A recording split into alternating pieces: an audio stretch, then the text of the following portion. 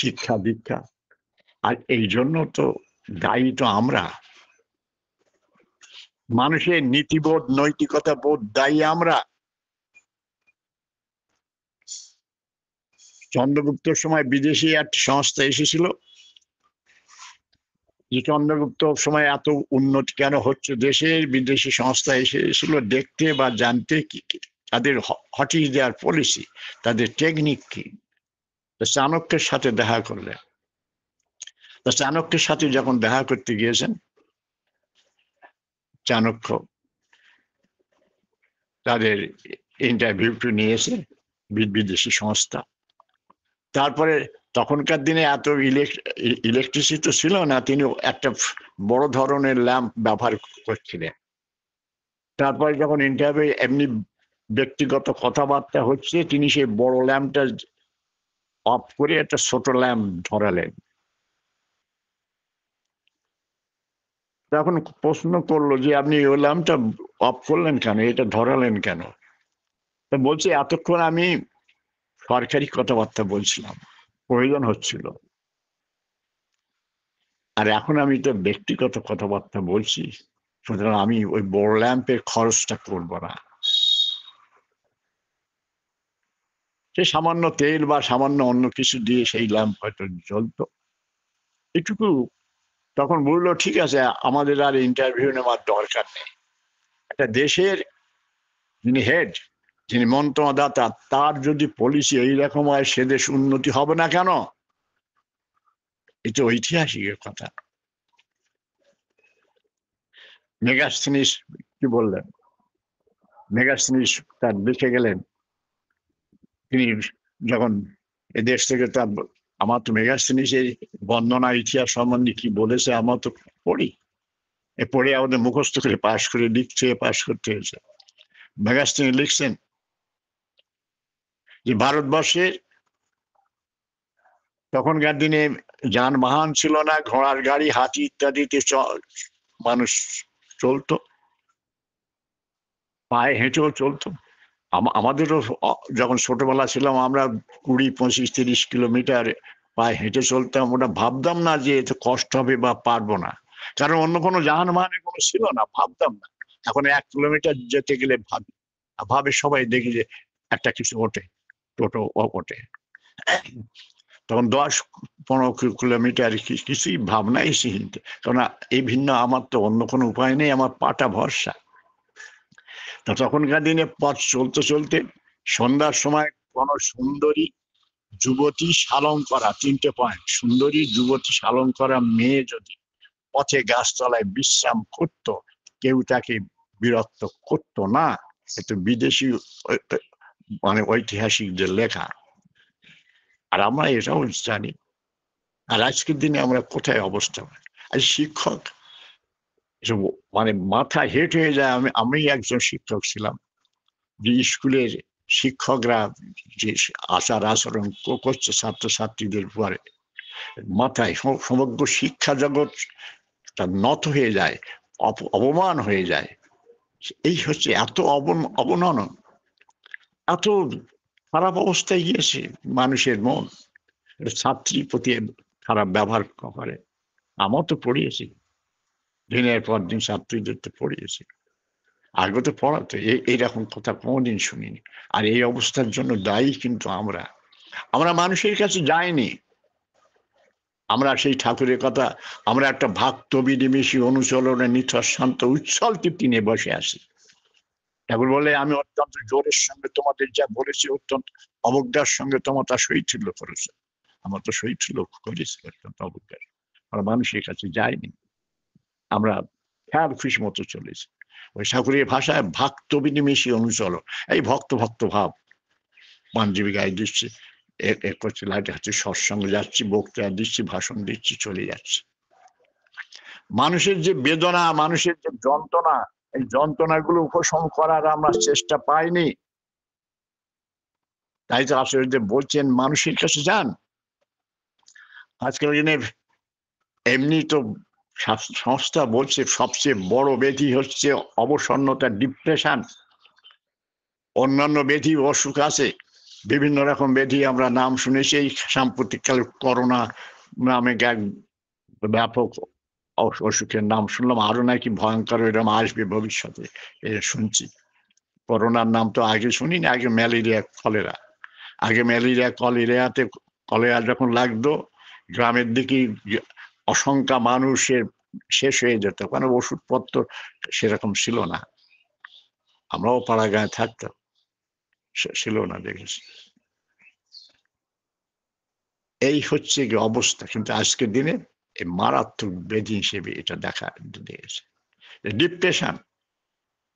আর depression মানে কি, সে আমরা মানুষের কাছ থেকে একটু ভালোবাসা, একটু সহানুভূতি, একটা আন্তরিকতা, বর্তমান আচার্যদেবের ভাষায় সহমর্মিতা পাই না। আর এটুকু না পাওয়ার ফলে মানুষ ডিপ্রেশন যাচ্ছে। সংসারে সবাই ব্যস্ত, কি ছেলে বলো, মেয়ে বলো, আত্মীয় স্বজন বলো, বউ বলো, বৌমা বলো, মানুষের যে ভালোবাসা, আন্তরিকতা, এইটি আমরা পাচ্ছি না।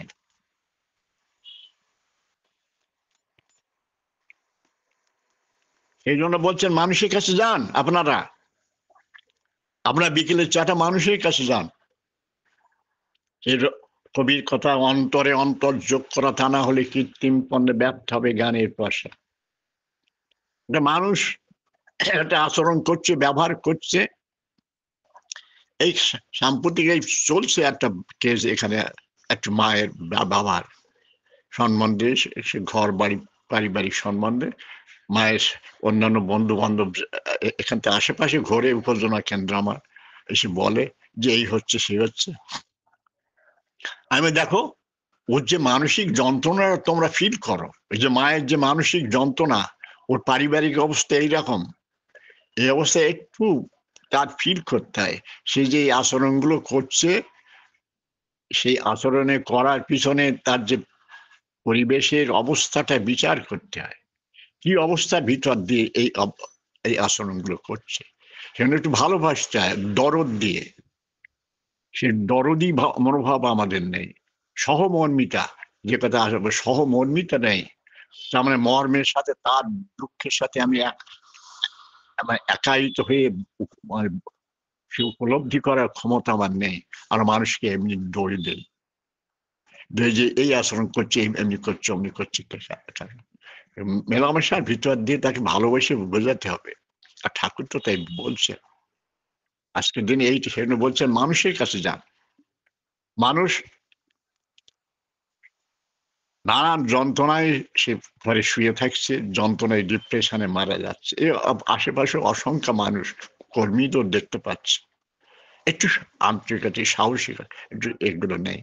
এগুলো প্রতিনিয়তই সংবাদ পাচ্ছি, কারণ মানুষের খোঁজ নেই তো আমরা অন্তত। ঠাকুর বললেন কি, যে প্রতিনিয়ত প্রতিদিন মানুষের দুয়ারে হানা দেবে। হানা শব্দটা ব্যবহার করছে, হানা দেবে। যেমন সৈনিকরা, দস্যুরা হানা দেয় প্রতিদিন, আমরা হানা দেব মানুষের কাছে। আমরা ভালোবাসা, আন্তরিকতার অস্ত্র নিয়ে মানুষের দুয়ারে হানা দেব, যে মানুষকে ভালোবাসবো, মানুষের খবর দেবে, একটু খোঁজ খবর নেওয়া, একটু প্রীতি কথা বলা, এইগুলো আজকের দিনে অভাব হচ্ছে। এই যে আমাদের বর্ধমান মন্দির, পশ্চিমবঙ্গের প্রথম মন্দির, 51 বছর হয়ে গেল। আমাদের মন্দিরটা ভাঙা হয়েছে, নতুন মন্দির আরম্ভ হয়েছে মাসখানি যাবত, মানে মাস 2-3 যাবত বিভিন্ন খুঁটিনাটি হয়ে বেশ ঢালাই হচ্ছে। তা আমরা দেখেছি যে মন্দিরে করতে গেলে কত কি মানুষের কাছে যাইতে হচ্ছে। যাওয়ার ভিতর দিয়ে আমরা দেখতে পাচ্ছি মানুষের কি যন্ত্রণা।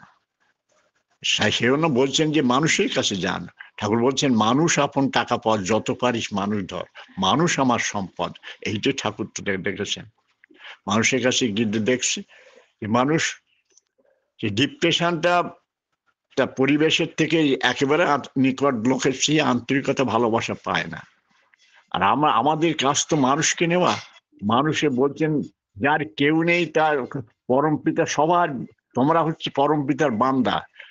পরম পিতা সবার জন্য, প্রত্যেকটি সে তেমনি তোমরাও সবার জন্য। তোমরা প্রতিদিন মানুষের কাছে খোঁজ নেবে। আর ঠাকুর তো বলছেন যে তুমি প্রতিদিন অন্তত একটা মানুষের জন্য কল্যাণকর যদি কিছু না করো, সেদিন তোমার তহবিলে স্বার্থ তো পাওনা কিছু জমলো না। তো পরিষ্কার সেবা বিধানা গ্রন্থে বলছে আমি প্রতিদিন অন্তত একটা মানুষের জন্য কিছু করা, একটু সান্ত্বনা দেবা, একটু আন্তরিকতা দেবা। যে এগুলো বলতে তো কষ্ট হয় না, মানুষের আন্তরিকতার সঙ্গে মানুষের যেতে হয়। প্রতিদিন মানুষের জন্য যদি কল্যাণকর কিছু না করো, সেদিন তোমার তহবিলে স্বার্থ তো পাওনা কিছু করলো না। কিছু ঠাকুরের কথা। ঠাকুর বলছেন মানুষের দুঃখ যন্ত্রণা দুর্দশা দেখে তুমি যদি উপেক্ষা করে চলে আসো, উপযুক্ত অর্থবাগ বাস্তব কর্মে তুমি যদি সেগুলোকে নিরসন করার চেষ্টা না করো, পরিষ্কার বললেন ওই দুঃখ যন্ত্রণা যে কোনো সময় তোমার দরজায় হানা দিতে পারে, সাবধান থেকো। এটা পরিষ্কার তিনি বললেন। আমি মানুষের দুঃখ যন্ত্রণায় উপেক্ষা করে চলে এলাম, ভুগছে ভুগু, ও এইরকম এইরকম, যেরকম হোক না কারো, এইরকম এইরকম ভুগছে, ভুগুক ভুগুক, আমার কিছু করার নেই। বলছেন তুমি জেনে রাখো ওই দুঃখ দুর্দশা তোমার দরজায় যে কোনো সময় হানা দিতে পারে, সাবধান থেকো। এ কথা ঠাকুরের নিজের ভাষা, এগুলো তো আপনারা সবাই জানেন। কিছুদিন আগে বিঙ্কবাবু এসে আমাদের বললেন যে আমরা তো দীক্ষার সময় প্রতিজ্ঞা করেছিলাম, সংকল্প করেছিলাম, না সংকল্প বানিয়ে আমরাও দীক্ষার সময় যজমানদের করাই, ৪র্থ নম্বর সংকল্প। আমি আরো সংকল্প করিতেছি, অধ্যয়িত আমার পারিপার্শ্বিক ইষ্ট ভেতার আপাদে বিপাদে যথাসাধ্য অর্থবাগ বাস্তব কর্মে সাহায্য করিবার জন্য বদ্ধপরিকর হইলাম। এগুলো আমরা সংকল্প করেই দীক্ষা নিয়েছি, যে আমরা পারিপার্শ্বিকের ইষ্ট ভেতার আপদে বিপদে অর্থ বাক বাস্তব কর্ম।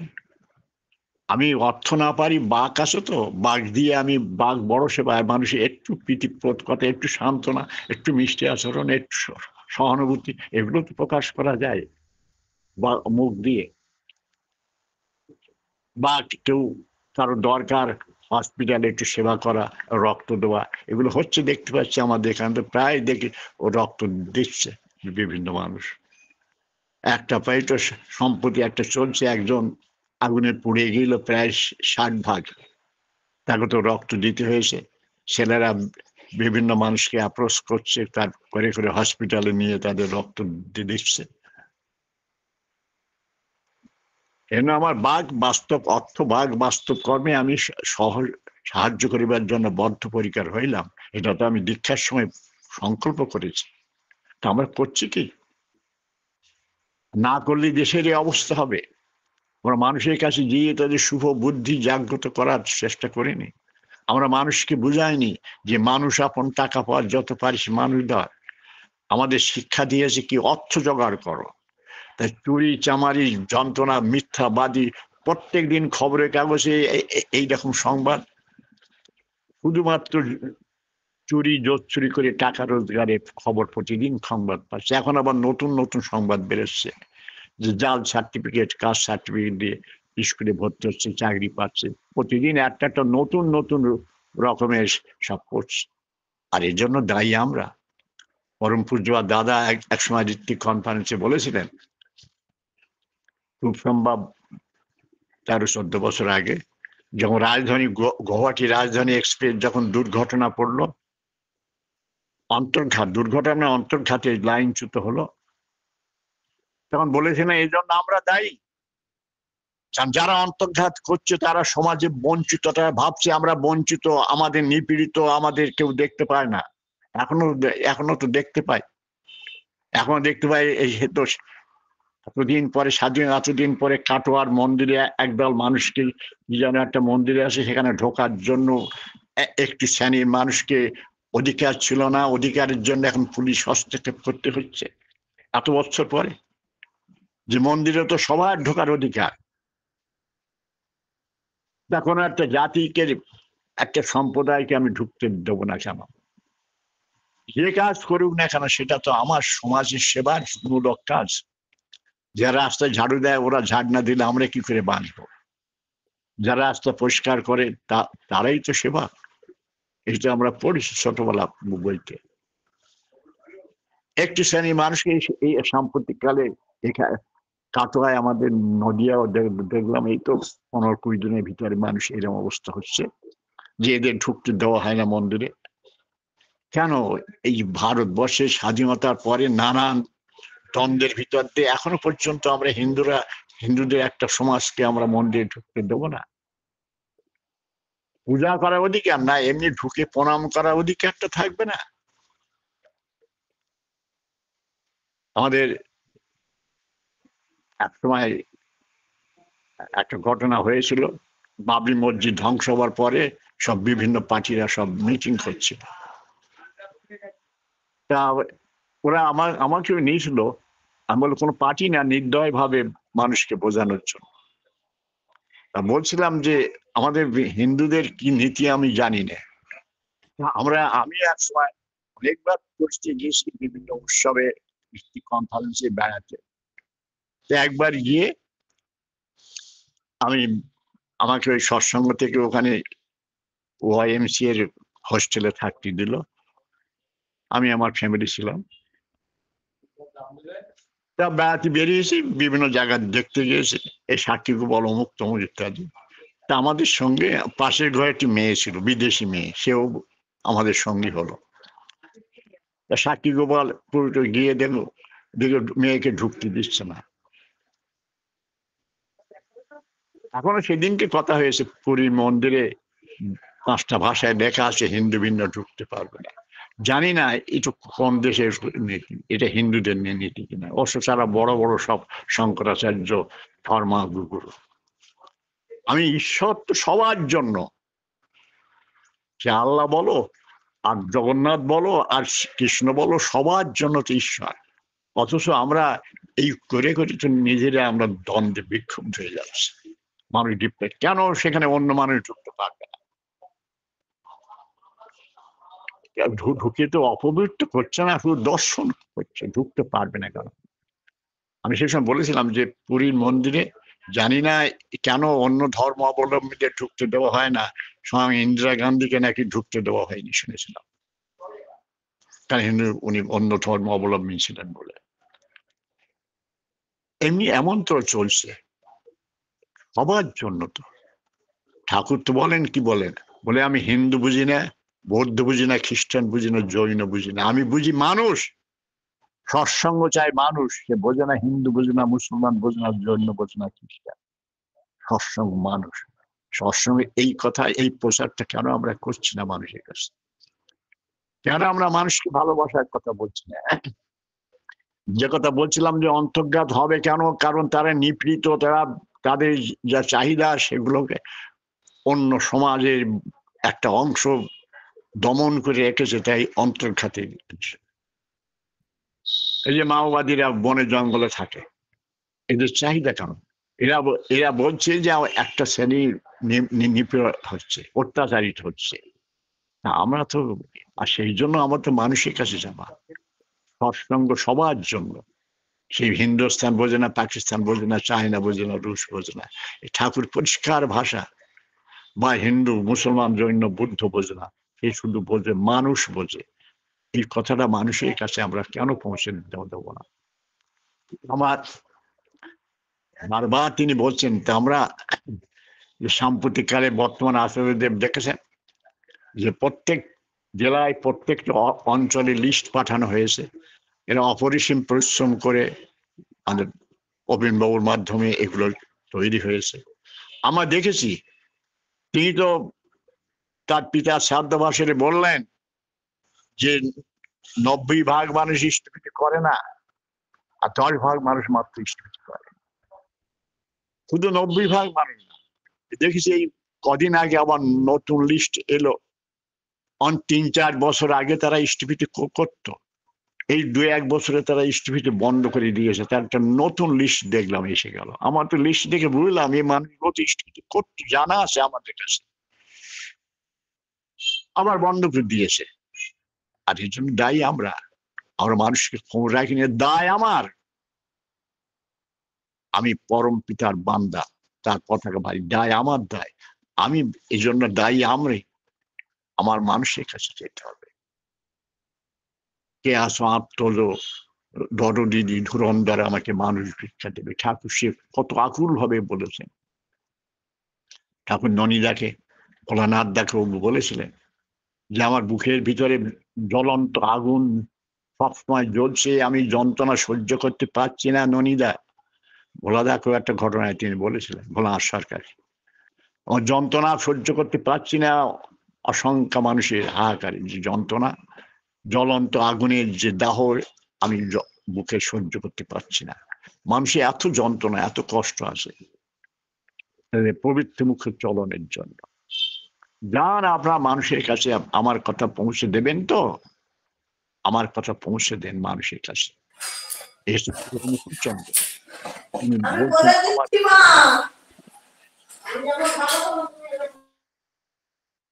শুনতে পাচ্ছেন না? না, উনি ভুল করে আনমিউট করে ফেলেছিলেন। ও, আপনি বলেন। সব কথা শোনা যাচ্ছে তো? আগে আগে আগে আচ্ছা, আমাদের মানুষ নেই, কার সৎসঙ্গ চায় মানুষ, সেটা আমাদের প্রতিনিয়ত আমার মানুষের কাছে যাইতে হবে। আর এটা তো যাজনে একটা অঙ্গ, আমাদের যজন ইষ্টভীতি তো একটা অঙ্গ যাজন। আমার প্রফেসর বলতো, আমি যখন প্রথমে বঙ্গবাসী কলেজে 1953 ভর্তি হই, 68 ছাত্রদের একটা সাপ্তাহিক মিটিং হতো, যেতাম। তার প্রফেসর অনিল সরকার, তিনি বলতেন যে পরিমল, একটা মানুষ সে এক বছরে একটা একটা মদ ঘোর, এক বছরে কমপক্ষে সে 12 জন মানুষকে যাজনে মদের আসরে নিয়ে যায়, মাসে একজন করে, কমপক্ষে মিনিমাম সে 12 জন মানুষকে যাজন করে মদের দোকানে নিয়ে যায়। তা আমরা অমৃতের চাবিকাঠি আমাদের আছে, তা আমরা যাজন করে এই অমৃতের দোকানে কি বছরে একজনকে নিয়ে যেতে পারি না? তাহলে আমরা যাজন করি না, মানুষের কাছে যাই না, বলি না তার কথা। বাস্তবে তো দেখ, মদের যাজন করে আজ মদ্যপদের দোকান কত বেড়ে গেছে। পশ্চিমবঙ্গে যে উন্নতির কথা বলে দেখি, শুনি খবরের কাগজে 8,500 স্কুল বন্ধ হয়ে গেছে, আর 21,000 মদের দোকান নতুন লাইসেন্স পেয়েছে। দেশ কোথায় যাবে? 21,000 তো সরকারি হিসেব, আর 8,500 স্কুল বন্ধ হয়ে গেছে। আমরা দেখতে পাচ্ছি তো স্কুল বন্ধ হয়ে গেছে। কারণ পড়াশোনা করে ভাবছি কি হবে, কিছু তো কাজকর্ম নেই, এ নেই, চুরি চামারি করে বা ব্ল্যাক মার্কেট করে তো সমাজ শাসন সংস্থা চলছে। আর এই তো হিসেব, 21,000 নতুন মদের দোকান হয়েছে। তা আমার সে প্রফেসর সে কবে, সেই 53 সাল থেকে বলছেন, আজকে প্রায় 70-75 আগে থেকে তারা সব চলে গেছেন। যে সত্যি তো, আমরা বছরে কি একজন মানুষকেও পারি না? 3 মাসে একজন মানুষকে যাচন করে তো ঠাকুরের দীক্ষিত করা দরকার। ঠাকুর বলেন every third man is a satsangi. যাজন করলে গড় পত্তায় 3 জন মানুষের একজন দীক্ষা নেবে। আমরা যাজন করি না, আমরা বসে থাকি। যাজন যে আমার একটা অঙ্গ বলছেন, যজন যাজন ইষ্টকৃত, যাজন ছেড়ে খুঁইলে কাজ পাওয়াতে পরে বাজ, ঠাকুর তো বলা আছে।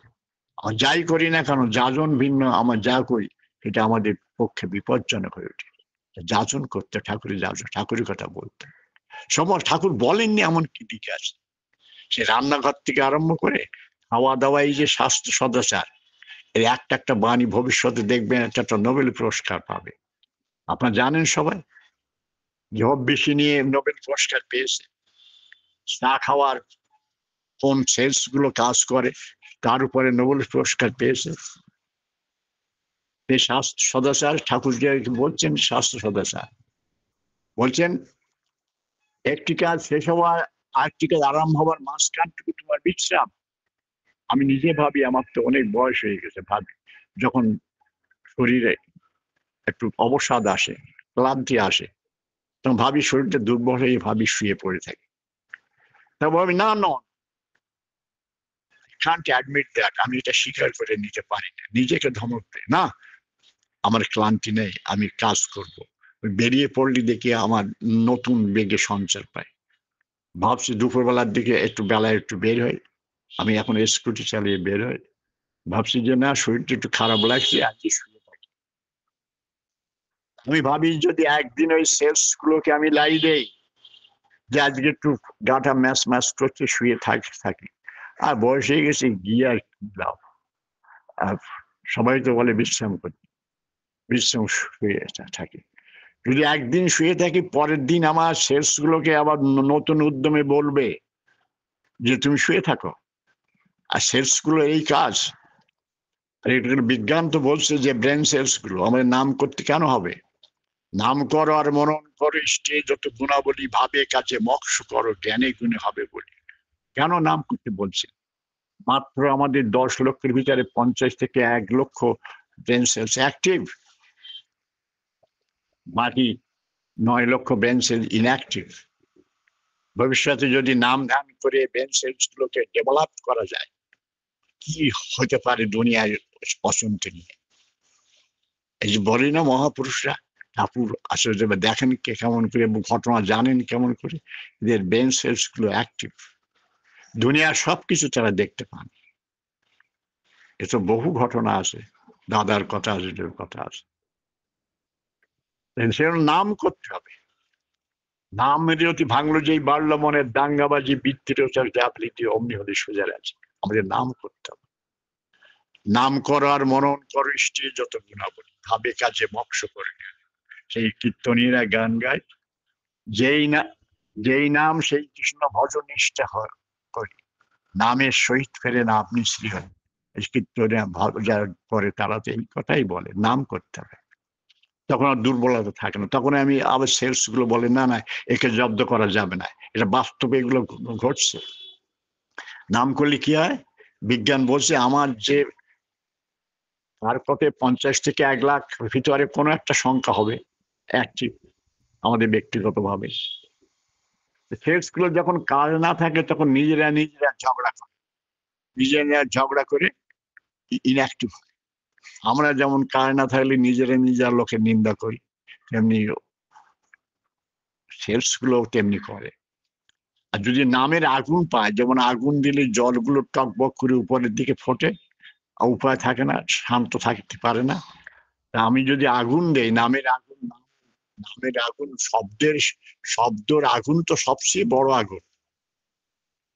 এই শব্দের আগুন যদি দেই, নামের আগুন যদি দেই, সেলস গুলোকে অ্যাক্টিভ হয়ে বসে, সোজা হয়ে বসে, যে আমার গায়ে আগুন লাগছে, সোজা হয়ে বসি, ভালো কাজে মন দেয়, অকাম করা যাবে না। এটা বাস্তবভাবে এগুলো বিজ্ঞান তাই বলছে, স্বাস্থ্য সদাচার গ্রন্থে তাই বলছে। তা নয় বলছেন কি করে ঠাকুর? যে একটি কাজ শেষ হওয়া আরেকটি কাজ আরম্ভ মাঝখানটুকু তো বিশ্রাম তো কতটুকু আমি মাঝখানে সময় পাচ্ছি। আমি যে কাজের থেকে এলাম, আবার কাপড় চোপড় বললে আবার অন্য কাজে যাব, এই সময়টুকু তোমার বিশ্রাম। আর বাস্তবে তাই বহু মানুষের জীবনে এটা ঘটেছে, ঠাকুর হাতে কলমে দেখিয়ে দিয়েছেন। আপনারা জানেন যে পঞ্চম সরকারদা, পঞ্চম সরকারদা পড়ানোর মাত্র 3 ঘন্টা বাদ ছিল, রাতে 1টা থেকে 3টে পর্যন্ত, 4টে পর্যন্ত। তিনি নিজের মেয়েকে পড়াতে দিলেন 1টার সময়, পড়া দিলেন বলে যে সান্ত্বনা আপনার কাছে একটু পড়তে চাচ্ছে, এই বলেই তিনি বললেন ঠিক আছে, এই মেয়েকে বললেন ঠিক আছে, খুব সুন্দর সময়, কোনো গন্ডগোল নেই, প্রকৃতি শান্ত থাকবে, সেই সময় আপনি পড়াবেন। পঞ্চম রায় কোনো কথা বলতেই দিলেন না, যে আমি যে কি করে পড়াবো, আমার 3 ঘন্টা তো মাত্র বাদ, আর সারাক্ষণ তো আমাকে পড়াতে হয়, আপনি তো একটা পর একটা দিয়ে রেখেছেন। পঞ্চম খুব ভালো সময়, একদম নির্জন সময়, ম্যাথ বোঝাবেন, ক্যালকুলাস বোঝাবেন, বুঝলেন। কিন্তু তাকে এক্সপেরিমেন্ট করে দেখেছেন, তিনি কাজের ভিতর থাকতেন, পড়াতেন, দেখিয়েছেন তাকে পঞ্চমদারের জীবনে। যিনি অর্ধেকটা দেহ ঘুমাতেন আর অর্ধেকটা দেহ কাজ করতেন। স্বয়ং ঠাকুরের কন্যা দেখছে স্যার ক্যালকুলাস করছেন, আবার নাক ডাকছে। দেখি একদিকে ঘুমাচ্ছেন আর একদিকে তিনি অঙ্ক ক্যালকুলাসের মতো শক্ত সাবজেক্ট তিনি সমাধান করছেন। তারপর বললেন ঠাকুর যে আমরা ইচ্ছে করলে দেহের অর্ধেকটা আমরা ঘুমিয়ে আর অর্ধেকটা কাজে লাগাতে পারি। একটি নাক, একটা চোখ, দেহের একটা অংশ আমি ঘুমিয়ে নেব, আর একটা অংশ দেখা। এ ঠাকুর নতুন এক্সপেরিমেন্ট করে দেখেছেন ফিজিওলজিতে। আবার কোনো সময় তো ডাইনের অংশটা ঘুমিয়ে নিলাম, বা কান বা নাক বা বা চোখ দিয়ে আমি সজাগ থাকলাম। এ তো বাস্তব ঘটনা, ঠাকুরের লাইফে আমরা দেখেছি। আর পঞ্চানন্দার জীবনে এটা করিয়েছেন পঞ্চানন্দা। ঠাকুরের লাইফ মানে ঠাকুর এগুলো করিয়ে দেখিয়েছেন আমাদের মাধ্যমে। এসছে ঠাকুর অনুকূল চন্দ্র। তাই আমরা এত পেয়ে কেন যাজন করছি না? যে কথা বলছিলাম যে আমরা একটা মদ ঘর যদি সে 12 জন কমপক্ষে সে যাজন করে, আরো বেশি যাজন করে, তা আমরা কেন একজন মানুষকে 3 মাসে অন্তত বলা আছে একজন মানুষকে কেন যাজন করি না? Every third man is a satsangi. 3 জন যাজন করলে গড়ে একজন দীক্ষা নেবে। হয়তো দেখা দিলে প্রথম 3 জন নিল না, কিন্তু পরে দেখা যায় 12 জনের ভিতরে একটা দল নিল। এমনি এভারেজ হয়। আমি বক্তব্য বেশি বাড়াবো না। আর এইটি আমাদের লেখা ছিল। এতে কি করণীয়? আমাদের করণীয় মানুষের কাছে যাওয়া। আর এইটুকু তো উপজনা কেন্দ্রগুলো তো তৈরি করেছে এই জন্য, আবার সীমিত এলাকায় যাতে মানুষের সুখে দুঃখে, যদি মানুষ হয়ে থাকো মানুষকে ভালোবাসো, সুখে দুঃখে মানুষের কাছে দাঁড়াও। এখানে 2 বিখ্যাত গায়ক আছেন, ওরা গান গায়, প্রাণটা জড়িয়ে যায়, সবাই ভালো। তাও সুখে দুঃখে মানুষের পাশে দাঁড়াচ্ছে কি? সবসময় মানুষ তো সম্পদ। আর এটা আমরা ভুলে যাচ্ছি। আমার প্রত্যেককে আত্মবিশ্লেষণ করে দেখা দরকার, বুকে হাত দেওয়া দরকার। আমরা আজ মানুষের কাছে গেলাম তো, একটু মিষ্টি কথা, একটু সান্ত্বনা, এটা বললাম তো। আমার এই রাস্তায় এক সময় ঝাউদার ছিল, এখন অন্য রাস্তায় গিয়েছে।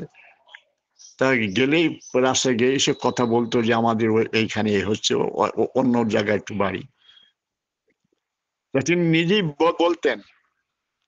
বলতেন এই দেখুন ঠাকুরকে নিয়ে কি লাভ। এই যখন আপনি একজন ভদ্রলোক, আপনি আমি এক ঝাউদার রাস্তা দিচ্ছি, আর আমার সামনে দাঁড়িয়ে আপনি গল্প করছেন, গল্প করেই যাচ্ছেন। এটুকু তো আমার প্রাপ্তি হচ্ছে। আমি সত্যি তো এটুকু আপনার কেন আমার প্রাপ্তি। আমি আপনার সঙ্গে গল্প, আপনি কাজ করছেন, কি কাজ করছেন সেটা একটা তো কাজ করছেন, সেবামূলক কাজ। সে ময়লা পরিষ্কার করেন আর রাস্তা ঝাড় দেন, কাজ করছেন তো। তিনি নিজেই বলছেন এটুকু তো আমার পাওনা। কেউ তো এইভাবে দাঁড়িয়ে অনেকক্ষণ আন্তরিকতার সঙ্গে গল্প করে না বা শোনে না। তার মানুষের কাছে যেতে হবে।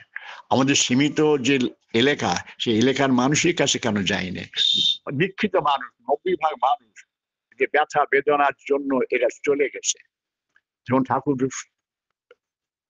সৎবিধানের গ্রন্থে কি বলছেন? আমি মন্দিরে এখন তৈরি হচ্ছে যে বলি যে তোমরা মানুষ মন্দিরে আইলে ঠাকুরের কথাটা মনে রেখো। ঠাকুর বলছেন আশ্রম প্রাঙ্গণের মুখে যারা আসছে তড়িৎ সম্বেগে তাদের আপ্যায়ন করো, তাড়াতাড়ি আপ্যায়ন করে বসার জায়গায় ব্যবস্থা করো, তাদের কি প্রয়োজন শোনো, ইত্যাদি ইত্যাদি বলে বলছেন। শেষের দিকে সব শব্দগুলো মনে নেই, বলছেন তিনি যখন চলে যাবেন তখন যেন একটা অন্তরের বেদনা নিয়ে চলে যায়। অন্তর আত্মীয়ের কাছ থেকে চলে যাচ্ছি, মানে আপন জনের কাছ থেকে চলে যাচ্ছি, সেই বেদনা যেন অনুভব করতে করতে তিনি চলে যান।